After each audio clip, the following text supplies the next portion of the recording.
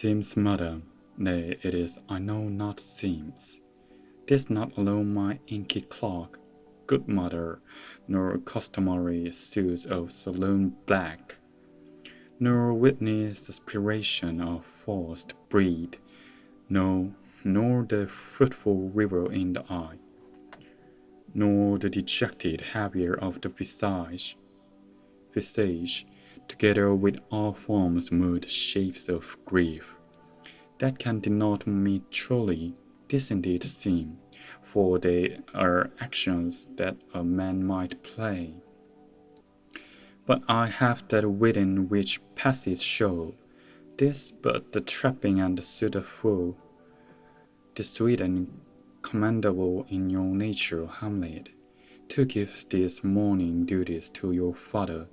But you must know your father lost a father, that father lost his, and the survivor bound in filial obligation for some time, to do obscure sorrow, but to persevere in obstinate condolement is the cause of impious stubbornness.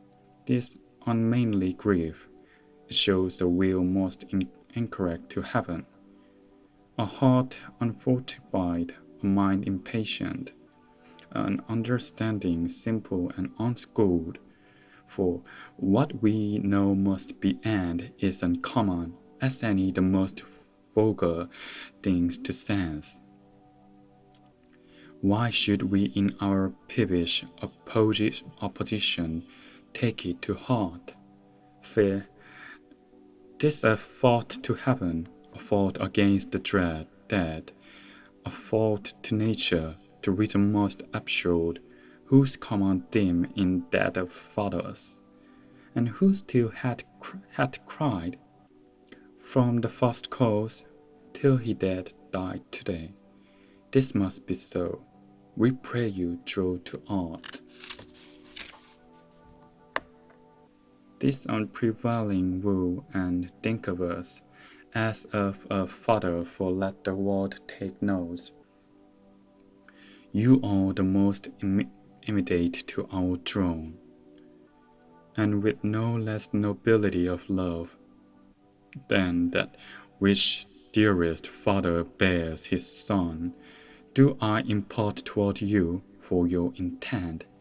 In going back to school in Wittenberg, it is most retrograde to our desire, and we beseech you, bend you to remain here in the cheer and comfort of our eye, our chiefest courtier, cousin, and our son. Queen, let not the mother lose her prayers. Hamlet, I pray thee stay with us, go not to Wittenberg. I shall in all my best obey you, ma'am. Why this a loving and a fair reply? Be ourselves in Denmark, madam. Come, this gentle and unfold a code of Hamlet, sits smiling to my heart. In grace wherefore no jocund health that Denmark drinks today, but the great cannon to the clouds shall tell, and the king's wrath the heaven shall bruit again. Re-speaking utterly, thunder come away. Flourish, accent, all but Hamlet. Oh, that is too fluid, flesh would melt, though, and resolve itself into a dew. Or that the everlasting had not fixed his canon gainst self-slaughter. O God, how very stale, flat, and unprofitable seems to me all the uses of this world.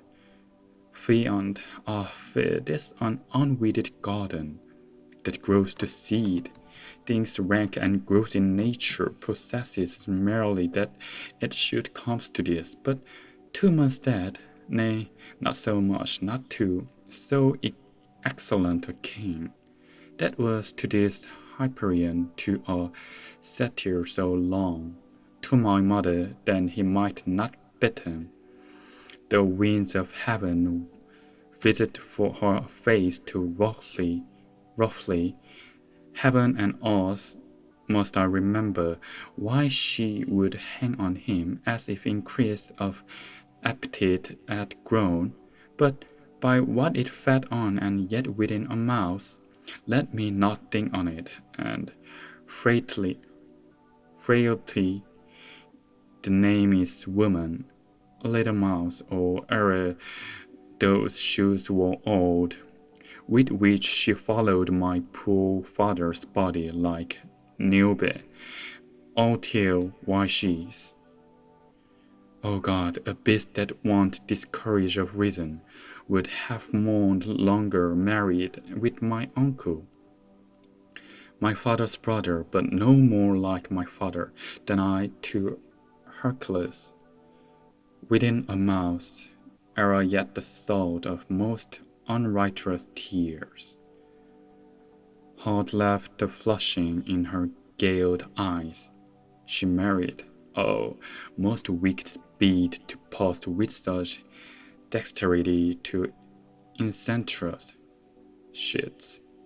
It is not, nor in it cannot come to good, but break my heart, for I must hold my tongue. Enter Horatio, Marcellus, and Bernardo. Hail to your lordship. I am glad to see you well. Horatio, oh, I do forget myself. The same, my lord, and your poor servant ever. Sir, my good friend, I'll change the name with you, and what makes you from Wittenberg, Horatio, Marcellus?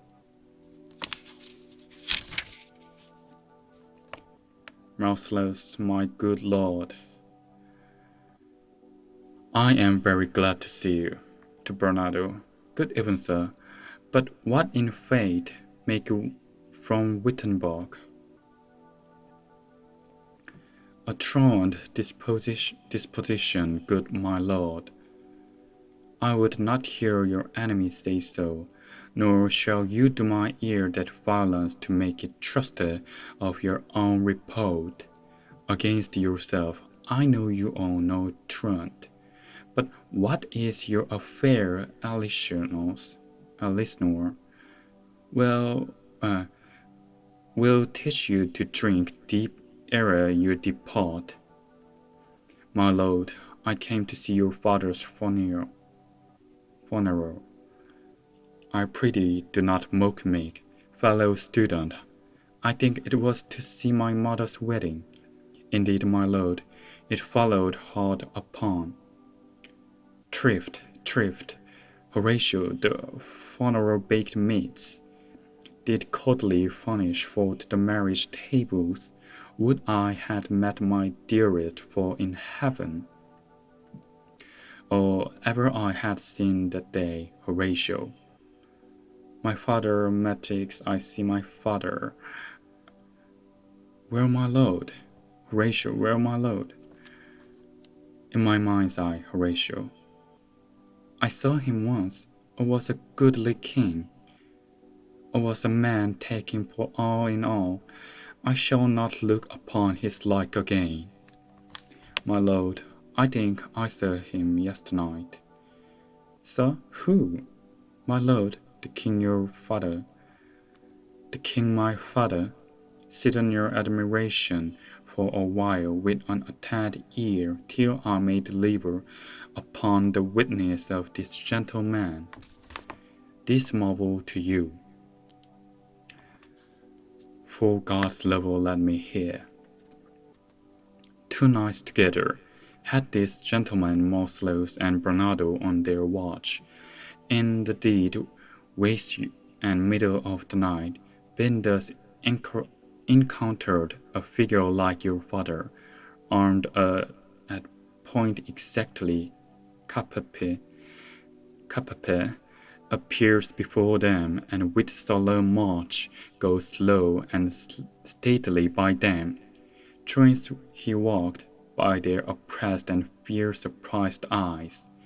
Within his tortuous length, whilst they distilled, almost too jelly with the act of fear. Stand dumb and speak not to him. This to me in dreadful secrecy import they did, and I with them the dark night kept the watch, whereas they had delivered both in time. Form of the thing, each word made true and good. The apparition comes, I knew your father. These hands are not more like. But where was this? My lord, upon the platform where we watched. Did you not speak to it? My lord, I did, but answer made it none. Yet once method, it lifted up its head and did address itself to motion like as it would speak. But even then the morning cock crew loud, and at the sound it shrunk in haste away and vanished from our sight. 'Tis very strange. As I believe, my honored lord, 'tis true, and we did think it writ down in our duty to let you know of it.